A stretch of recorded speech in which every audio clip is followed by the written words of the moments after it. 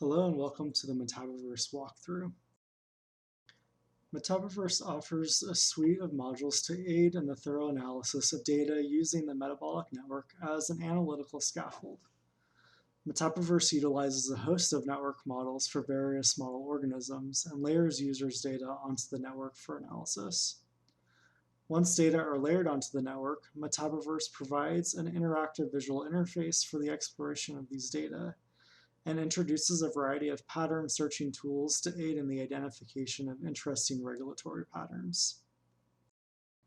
Metaboverse can accept transcriptomics, proteomics, and/or metabolomics data, or any data modality where measurements can be mapped to genes, proteins, or metabolites. Metaboverse expects full change and statistical value inputs, and can handle multiple time points or conditions simultaneously. As we will describe later, Metaboverse also includes data formatting tools to aid in the preparation of these data. The Metaboverse software is hosted on GitHub, which you can access through this URL. Here on this web page, you'll see information on using the software. This README will give some general background information, but for more detailed information, you can click this link that will take you to the documentation, which gives you information about general overview information, how to install the software, play-by-play, how to use the software, and some other information about different features. To download the software, you'll look for this Releases tab, and you can just click on the latest version of the software. So at the time of this recording, that latest version was version 0.9.0. So here you'll find information about this latest release, what's changed between the previous version and this version. And then you'll see these pre-compiled versions of Metaboverse for different operating systems. So I'm working on a Windows operating system right now, so I would download this windows.zip file. As you can see, I've already downloaded this here. And once you've extracted the file contents, you can open that and you'll find the Metaboverse executable here. So you can double click on this. If it's your first time using the software, you'll likely see this pop up, which asks you if you trust this app. So this is essentially because we don't have a code signing license, which is a little more, I guess, advanced for software distributors. So we're going to say run anyways, and then it will launch the Metaboverse app here. So within Metaboverse, this homepage, you'll see you can load up previously analyzed data sets, so you don't have to reprocess the data. So you would select your file here. So here you can see I have a couple of these MVRS files. So these are the final files output by Metaboverse.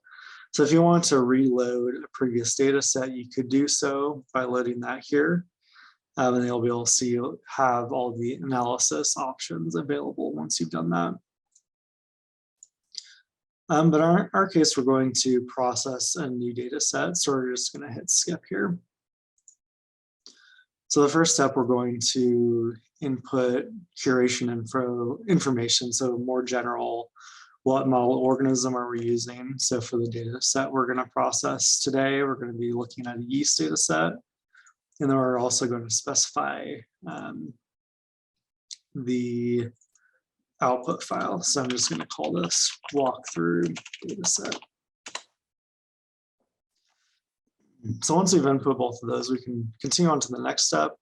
But if we already have a pre-existing base database processed, we can input those here. You'll see information about each of these file types from these info pop-outs.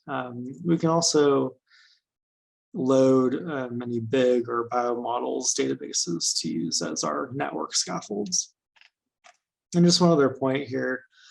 So with any of these model organisms, Metaboverse is using the Reactome database. If we wanted to manually recurate all of the source files, we can do that here.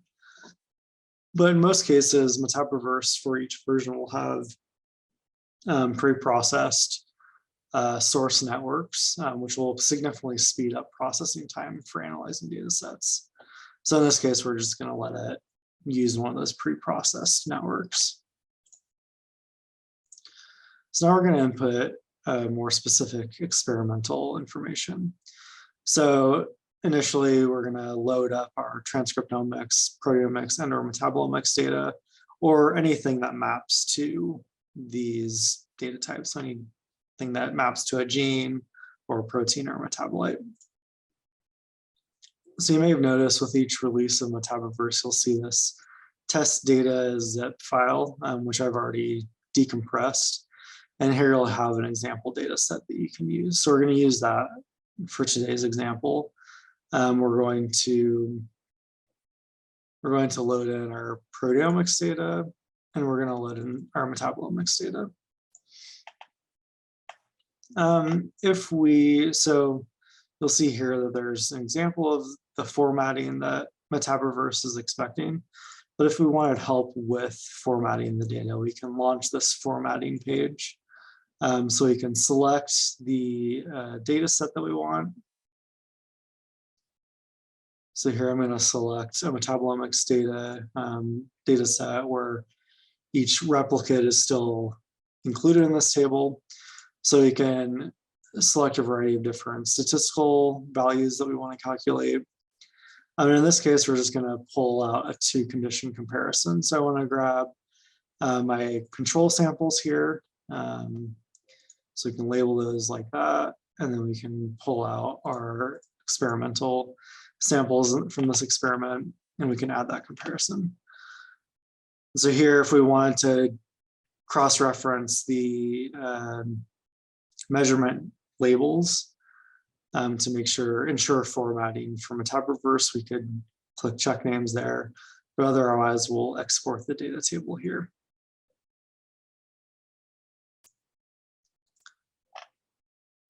And finally, we can give some final metadata about the experiment that we're analyzing here. So we're just going to call this walkthrough test. If we were analyzing, so here we have time course metabolomics data. So we can analyze that time course. We can provide sample labels here. And so we're going to separate each label with a comma. And then there's a variety of other final options to use, which you can find more information looking at these bubbles. So from here, we're going to curate the database.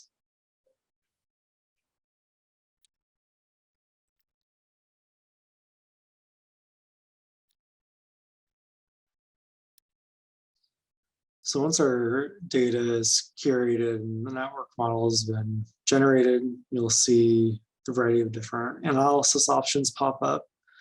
But also you'll have, if you click on session data, once a loaded analysis file has been loaded, you can revisit information about that particular experiment.